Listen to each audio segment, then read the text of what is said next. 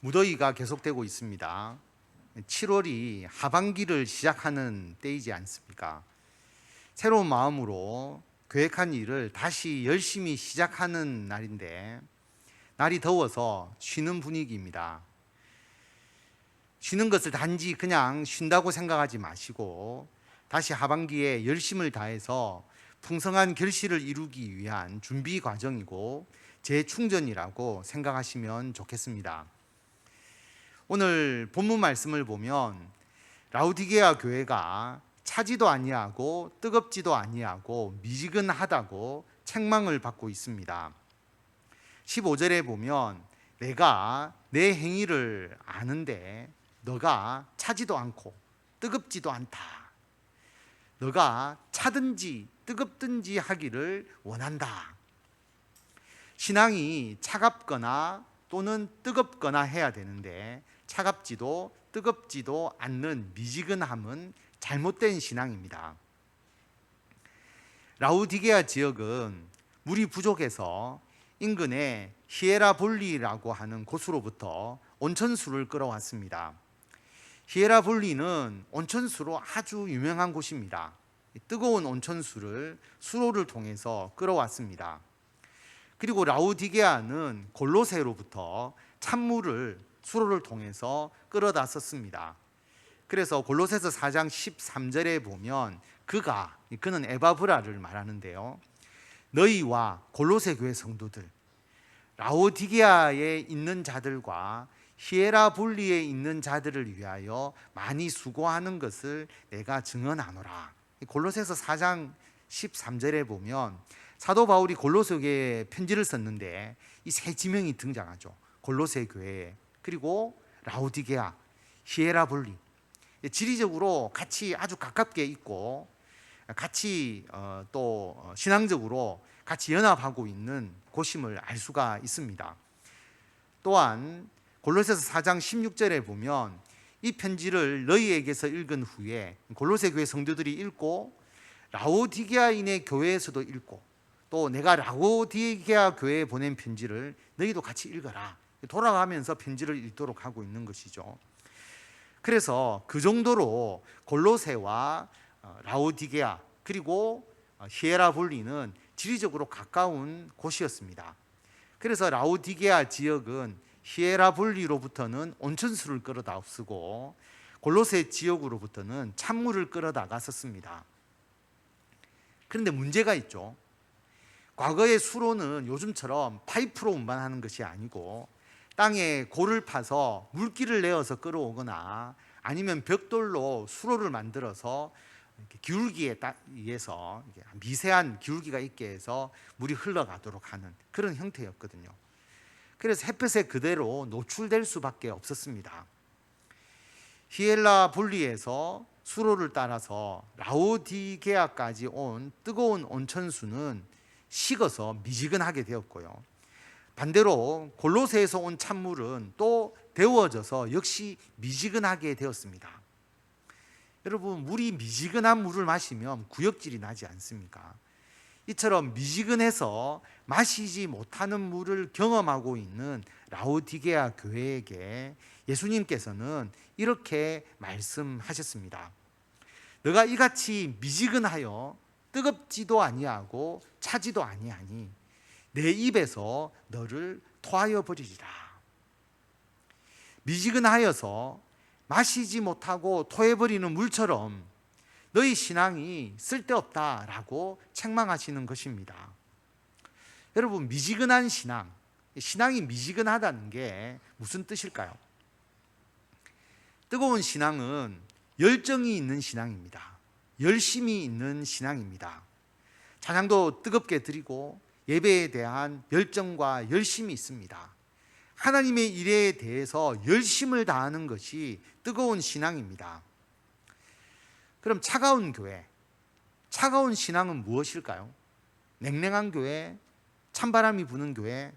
그렇지 않습니다. 오늘 읽은 성경에서 차갑다는 것은 좋은 뜻으로 쓰였습니다. 차갑다는 것은 냉철하다라는 의미입니다. 지혜롭습니다. 옳고 그른 것을 분별합니다. 하나님의 말씀이 충만하다는 것입니다. 여러분, 이단이나 사이비 종교를 보면 우리들보다 훨씬 더 뜨겁습니다. 그들 박수 열심히 치고 온몸 흔들고 열심히 노래 부르고, 또 이단들 성경 공부를 여러분보다 훨씬 더 열심히 더 열심히 합니다. 그런데 그들에게는 뜨거움은 있는데 냉철함, 옳고 그른 것을 분별할 수 있는 차가움이 없습니다. 오늘 말씀 21절에 보면 이기는 그에게는 내가, 예수님께서 내 보좌에 함께 앉게 하여 주기를, 내가 이기고, 예수님이 이기고 아버지 보좌에 함께 앉은 것과 같이 하리라, 그렇게 말씀하고 계시거든요. 그런데 신천지의 이만희는 이기는 그가 바로 자기라고 이야기합니다. 그래서 예수님이 이기는 자에게 내 보좌에 함께 앉게 하여 주겠다라고 말씀하시는데, 이것을 거꾸로 이렇게 이야기합니다. 이긴 자 이만희의 보좌에 예수님이 함께 하신다. 똑같은 얘기 아니냐라고 생각하지만 여러분 잘 생각해 보십시오. 이긴 자 이만희의 보좌에 예수님이 함께 한다는 것과 예수님께서 내 보좌에 너가 함께 앉게 하겠다라고 하는 것은 같은 말처럼 보이지만 주객이 바뀐 겁니다. 그래서 이긴 자 이만희의 보좌에 예수님이 함께 한다는 것을 예수의 영이 이만희에게 임하여서, 이만희는 보이고 예수의 영은 안 보이니까 자기가 예수의 영이 임한 자가 되는 거죠. 자, 그런데 거기에 그치지 않죠.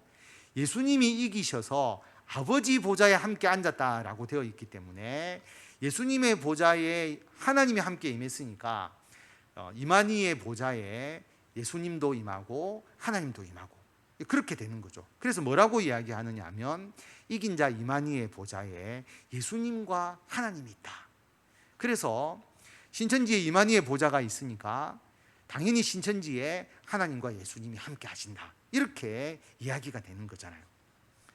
여러분, 우리는 이긴 자의 보좌, 이만희의 보좌, 이 이야기만 딱 들어도 이상하잖아요.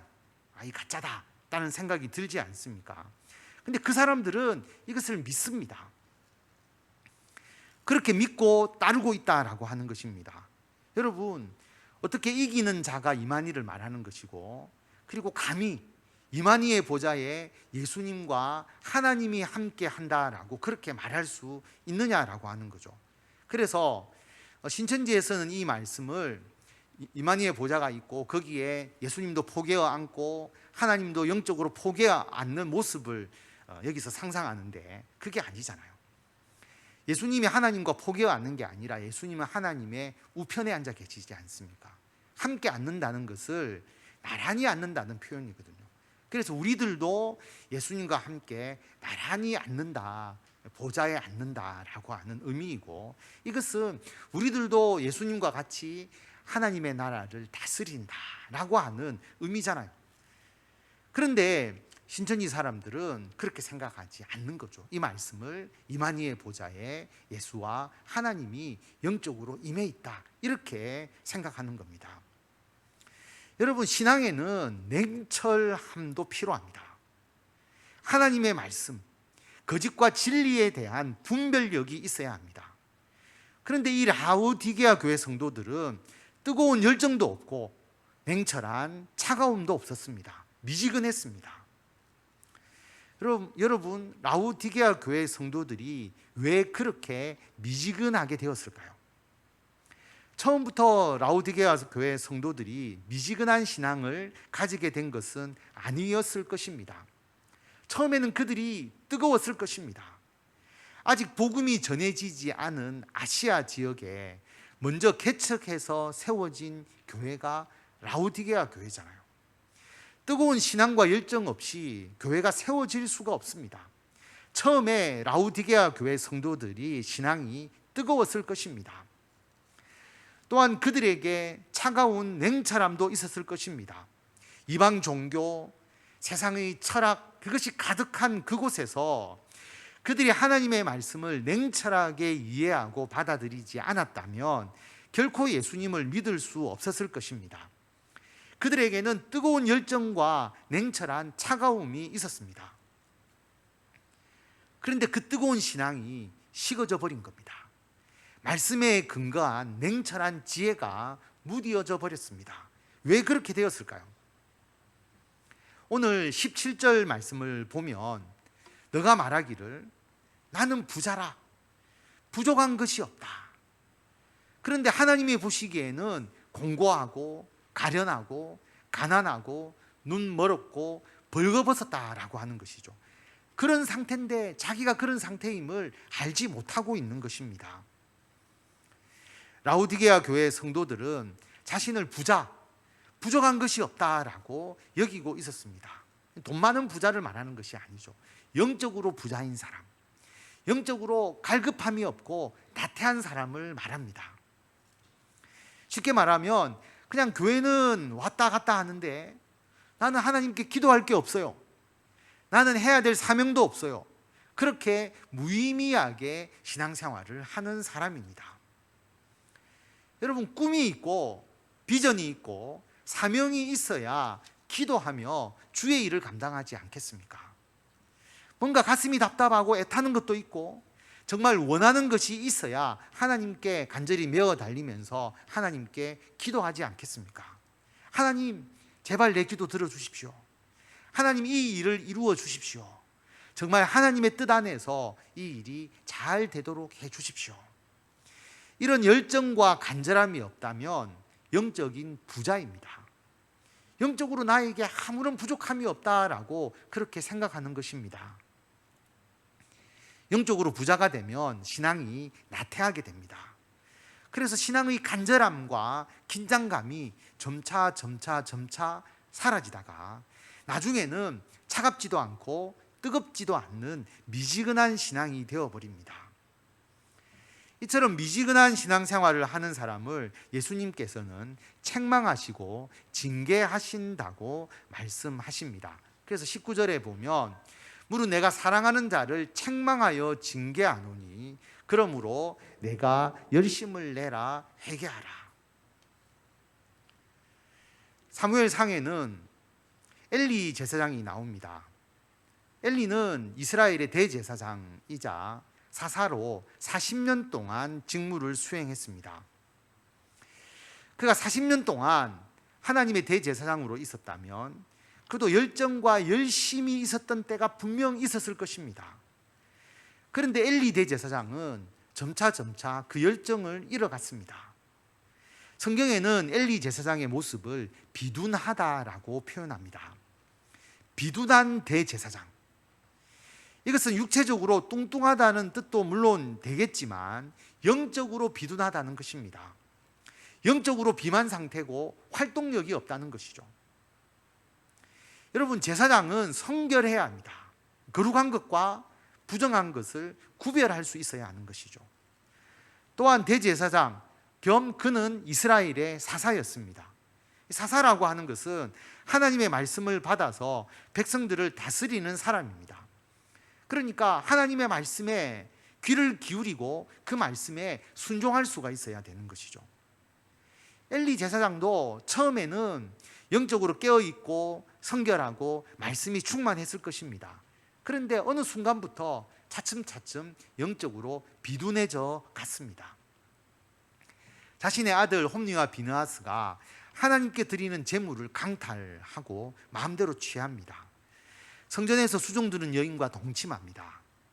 자신의 아들이 하나님의 제사를 멸시하고 죄를 지었음에도 불구하고 엘리 대제사장은 이 문제를 분명히 처리하지 못했습니다. 실제로 엘리 대제사장은 영적인 상태가 너무 둔감해져서 어느 순간부터 하나님의 말씀을 듣지 못합니다. 그래서 엘리 대제사장이 나이 어린 사무엘에게 사무엘아, 하나님께서 너에 대하여 뭐를 말씀하시더냐. 어린 사무엘에게 하나님의 말씀이 들리고 엘리 대제사장은 사무엘에게서 하나님의 말씀을 귀동냥해서 들어야 했습니다. 결국 엘리 대제사장은 그의 영적인 비둔함, 미지근한 신앙 때문에 하나님의 징계를 받게 됩니다. 죄에 빠져서 생활했던 그의 두 아들 홈리와 비느하스는 블레셋과의 전투에서 전사하고 엘리 제사장도 그 소식을 듣다가 놀라서 넘어져서 죽게 되죠. 미지근하고 비둔한 신앙을 가진 자의 안타까운 최후입니다. 사랑하는 성도 여러분, 우리의 신앙은 어떻습니까? 우리가 차갑습니까? 뜨겁습니까? 아니면 미지근합니까? 우리 교회 성도들은 열심이 있습니다. 많은 성도들이 열심을 가지고 헌신했기 때문에 든든한 반석 위에 이 교회가 서게 되었습니다. 그러나 여러분이 가지고 있는 이 열심이 일시적이 되어서는 안 됩니다. 나도 한때 잘 나가던 때가 있었어. 나도 그때는 참 열심히 했지. 이처럼 과거형이 되어서는 안 됩니다. 그 뜨거움이, 그 열심이 지속되는 것이 중요합니다. 미지근하게 식어버리지 않게 하는 것이 중요합니다. 그럼 어떻게 하면 신앙의 열심을 우리가 유지할 수 있을까요?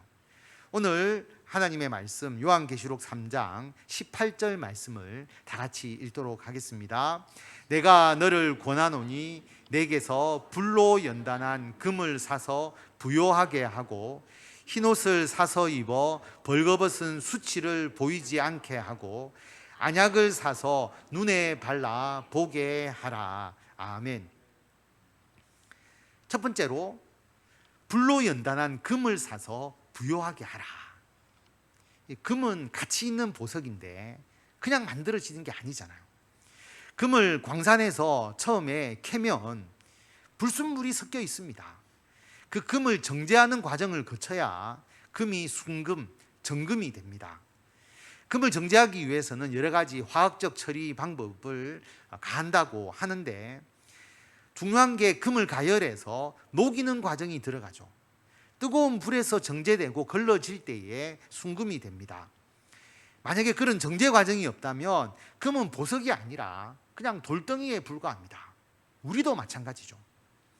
불과 같은 연단이 없다면 우리는 가치 없는 돌덩이에 불과하지만 연단의 고통을 참고 인내하면 정금이 되어서 빛나게 됩니다. 우리가 욥을 잘 알잖아요. 욥은 자식의 재물, 건강 모두를 잃었습니다. 자식도 잃고 재물도 잃고 자기가 온몸에 피부병이 나서 큰 고통을 겪었죠. 그런데 욥은 자신에게 불어닥친 환난을 하나님의 연단으로 고백합니다.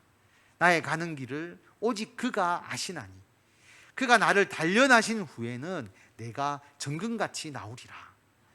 하나님이 욥에게 그런 고통을 주신 게 아니죠. 사탄이 줬고 사탄의 그 시험을 이기면서 자기가 하나님의 백성으로서 하나님의 영광을 드러낼 그 사명을 욥이 받았기 때문에 그걸 자기 연단으로 받아들이고 내가 단련하신 후에는 정금같이 나올 거다라고 그렇게 하나님 앞에 고백합니다. 욥의 승리죠. 우리의 인생도 이와 같습니다. 여러분, 우리가 하나님의 나라 천국에 들어갈 때까지 우리들의 이 땅에서의 삶은 고통과 고난, 어려운 일이 있을 수밖에 없습니다. 그러나 그것은 우리들의 불행도 아니고 실패도 아닙니다. 그것은 우리들의 눈을 하나님께로 향하게 하고 우리의 신앙을 단련하여서 하나님의 더 큰 일꾼으로 만들어 나가는 하나님의 연단입니다. 물고기를 파는 상인이 배 큰 수조에다가 물고기를 넣어서 멀리 항해해서 운반해 나가는데 그 물고기가 산채로 죽지 않게 하는 방법, 이런 이야기를 많이 하죠. 큰 수조 안에 물고기를 잡아 먹는 큰 물고기를 넣어두면 물고기가 그 물고기를 피하려고 계속 움직이고 돌아다니니까 몇 마리는 잡아먹히지만 나머지 물고기는 죽지 않고 살게 된다. 그렇게 이야기를 하지 않습니까? 마찬가지입니다. 나태한 신앙은 점차 식어져서 미지근하게 되어버리고 결국은 죽은 신앙이 되어버립니다. 그러나 깨어있는 신앙, 열심 있는 신앙은 그 신앙의 생명이 유지됩니다. 불로 연단한 금을 사서 부요하게 하라. 신앙의 연단을 통해서 우리는 신앙의 뜨거움을 유지할 수가 있습니다. 여러분, 나는 가만히 있을 테니까 하나님께서 나를 연단해 주십시오. 그렇게 할 필요가 없잖아요. 여러분, 큰 연단을 주시면 어떻게 하려고? 우리가 그렇게 하지 않고 우리 스스로를 연단할 수가 있어야 합니다. 우리의 육체도 여러분 경험하시지 않습니까? 몸이 아파서 며칠 동안 움직이지 않고 가만히 누워 있으면 그 다음에 다시 걸으려고 하면 힘듭니다. 우리의 육체도 그냥 있으면 근 손실이 일어나서 나중에는 움직이기가 어렵게 되는데, 영적인 부분은 말할 것도 없습니다. 우리의 현재의 신앙 상태에 절대로 만족해서는 안 됩니다. 금년의 신앙이 작년과 같아서도 안 되고, 하반기의 신앙이 전반기와 같아서도 안 됩니다. 하반기에는 상반기에 하지 않았던 뭔가 조금이라도 더 내가 하나님의 일을 하겠다는 마음으로 시도하고 노력해 보는 것이 필요합니다. 그래서 성경 더 열심히, 기도 더 열심히, 예배 더 열심히, 봉사 더 열심히, 세상 속에서 빛과 소금으로 사는 것 더 열심히, 가정을 위해 기도하고 하나님의 말씀으로 우리 자녀와 우리 가족들을 양육하고 키워나가는 것 더 열심히. 물론 어렵고 힘든 부분이 있습니다. 그런데 어렵고 힘들다고 피하기보다는 우리의 신앙을 연단하고 또 연단할 때에 우리들의 신앙은 정말로 부요하고 풍성하게 됩니다.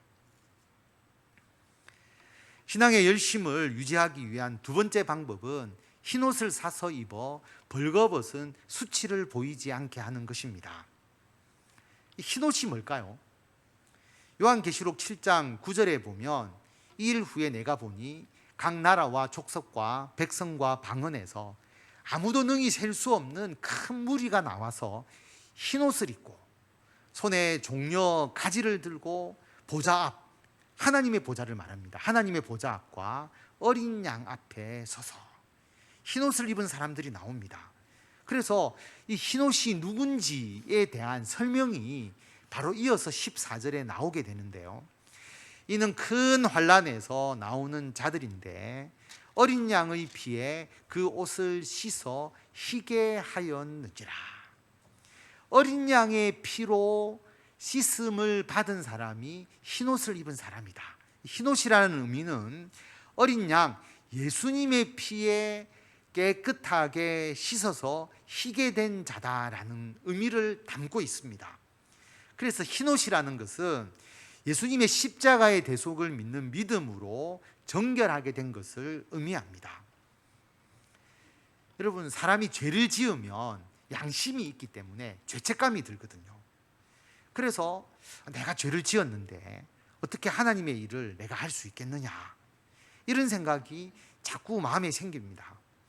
그래서 조금씩 하나님과 더 멀어지게 되고 하나님의 일과도 멀어지게 되는 거죠. 예를 들어 토요일 날 술을 많이 마신 사람이 내가 토요일 날 술을 이래 많이 마셨는데 어떻게 주일 날 하나님 앞에 가서 예배 드릴 수 있겠느냐, 그런 마음으로 예배를 빠지게 되는 거죠. 그런데 술을 마셨다고 예배를 빠지면 자꾸 술은 더 마시게 되고 예배는 더 많이 빠지게 되는 거지 않습니까?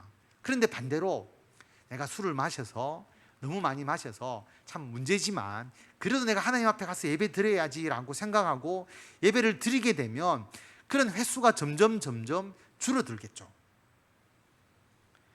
여러분, 신앙을 미지근하게 만드는 것이 죄이고 죄책감입니다.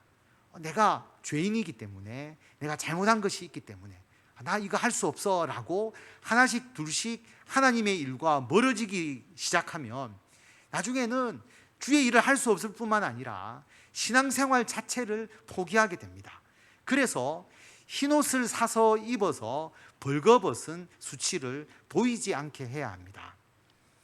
예수님께서 우리를 대신하여서 십자가에 못 박혀서 돌아가심으로 우리들의 죄가 깨끗하게 되었습니다. 양털과 같이 희게 되었습니다. 흰옷과 같이 그렇게 깨끗하게 되었습니다. 예수님의 십자가, 그 십자가의 보혈의 피로서 우리가 정결하게 된 것을 믿어야 합니다.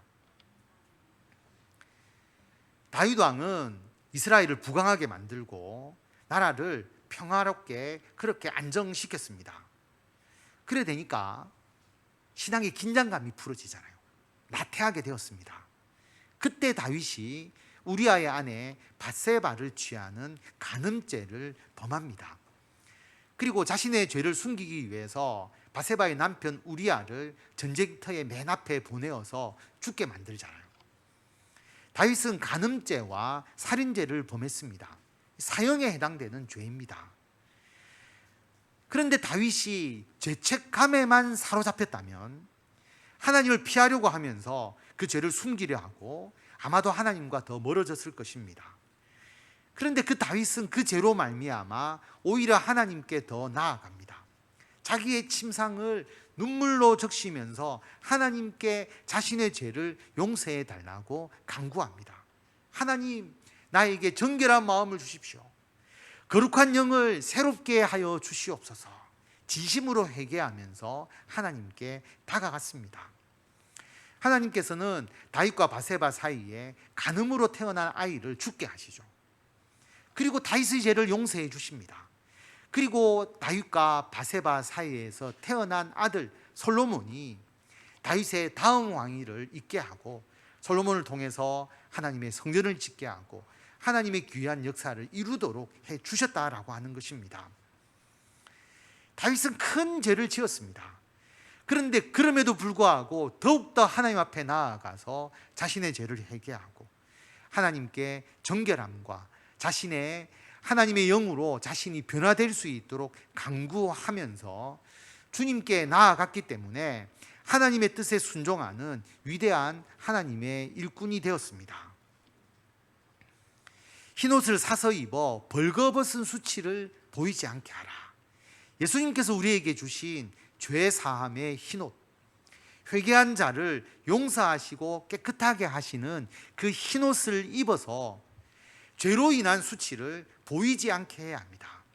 여러분, 어떤 죄책감에도 사로잡히지 마시고 주님 앞에 나아가서 진심으로 회개하십시오.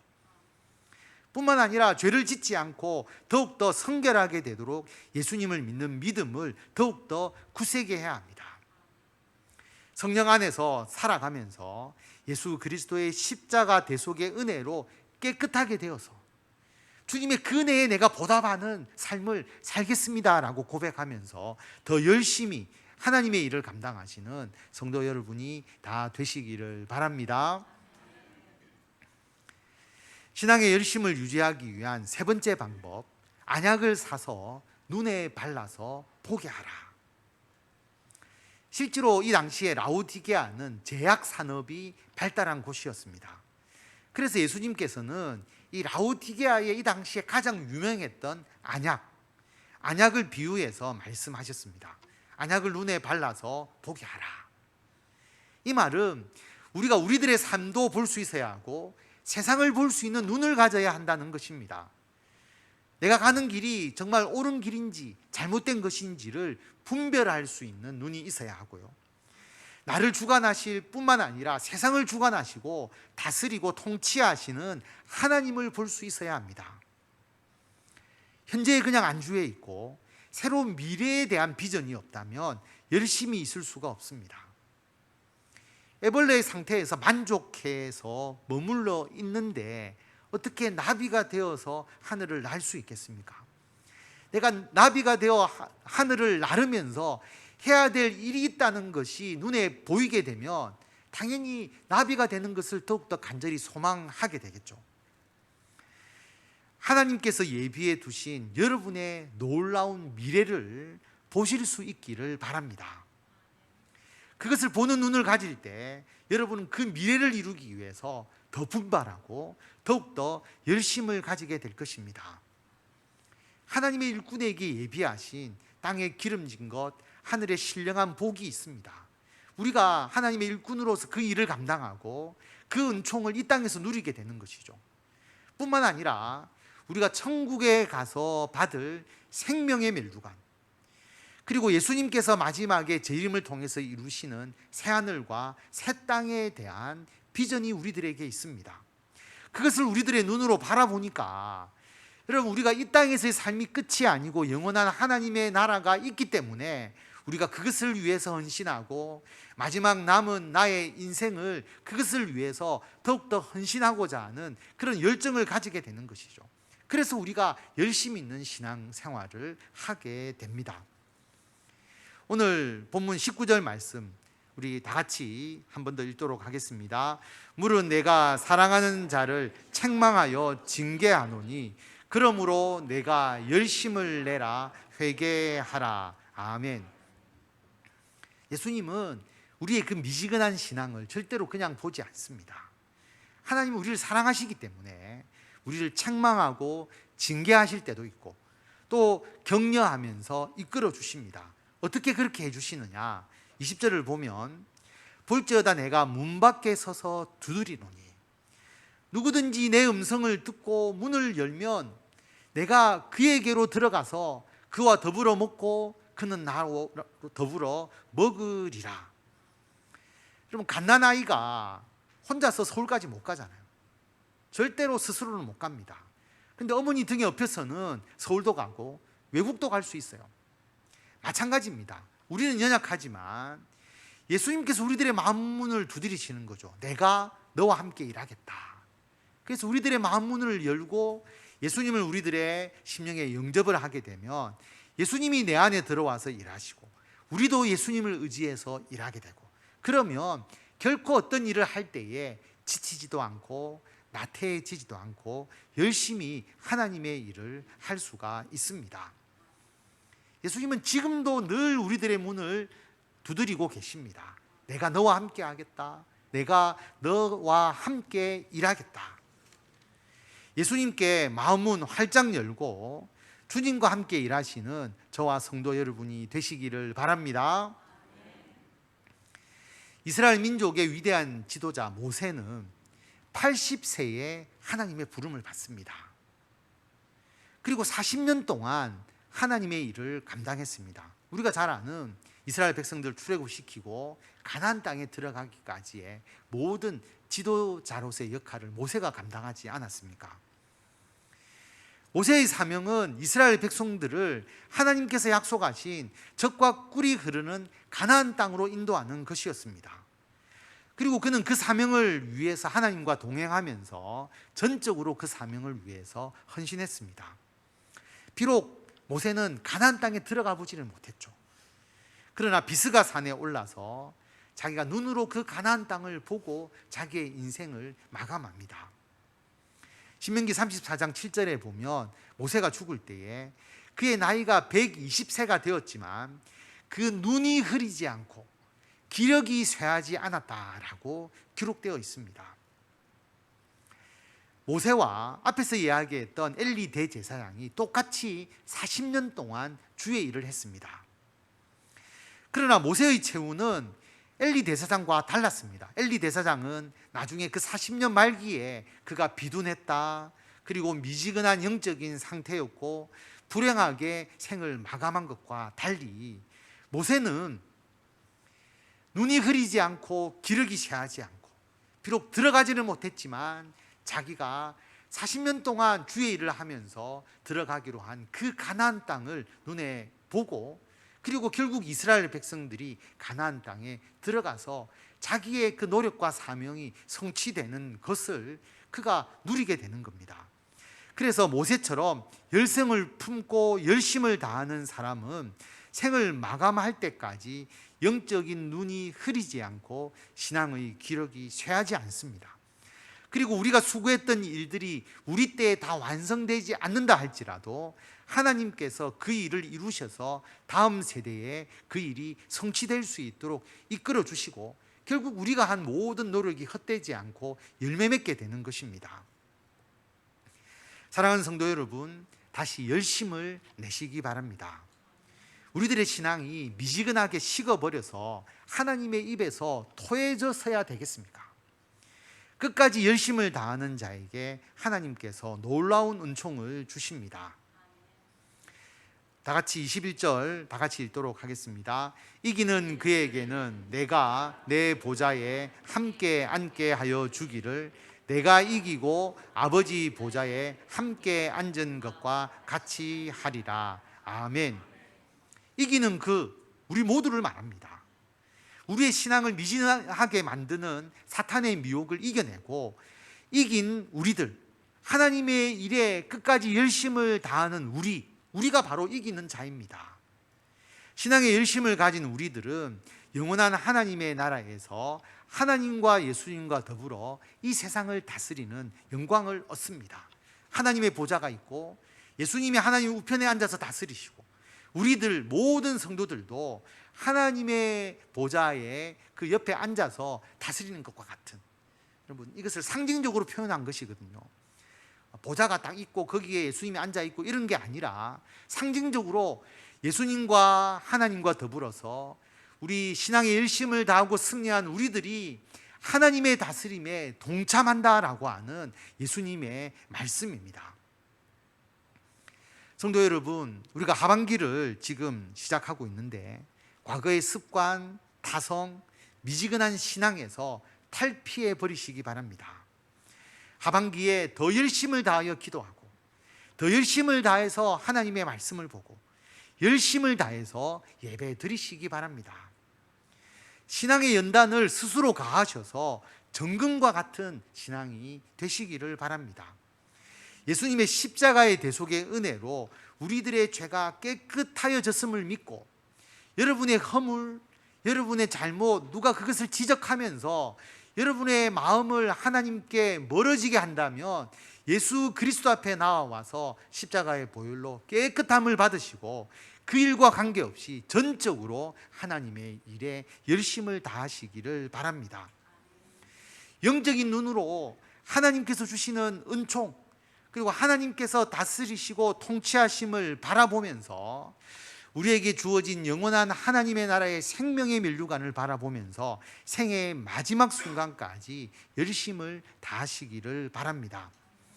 그래서 영원한 하나님의 나라에서 하나님과 예수님과 함께 온 세상을 통치하시는 은총을 받아 누리시는 저와 성도 여러분이 되시기를 바랍니다.